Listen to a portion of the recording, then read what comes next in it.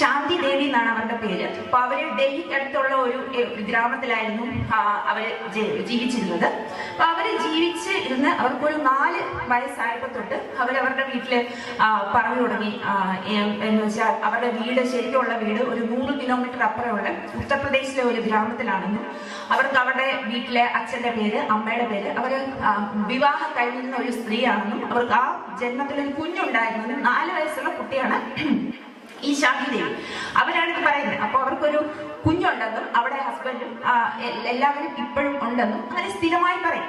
4 വയസ്സുള്ള ഒരു കുട്ടി പറയുന്ന സമയത്ത് എല്ലാ മാതാപിതാക്കളെ പോലെ അവരുടെ മാതാപിതാക്കളും പറഞ്ഞു, ഇല്ല ഇത് കുഞ്ഞു വെറുതെ പറയുന്നതാണ് അങ്ങനെ. അപ്പൊ ഈ കുട്ടി സ്കൂളിൽ ചേർന്ന സമയത്ത് ഇത് തന്നെ ടീച്ചേഴ്സിനോടും പറയാൻ തുടങ്ങി. അപ്പൊ അങ്ങനെ അവരുടെ പ്രിൻസിപ്പൽ ഇത് ശ്രദ്ധിച്ചിട്ട് അതിനെപ്പറ്റി കൂടുതൽ വിവരങ്ങൾ അന്വേഷിച്ചിട്ട് അങ്ങനെ ഒരാളെ വിട്ടു. ഈ കുട്ടി പറയുന്ന ഒരു ഗ്രാമത്തിലോട്ട് ഒരാളെ വിട്ടു, ഉത്തർപ്രദേശില്. അങ്ങനെ ആ ആള് അവിടെ ചെന്ന്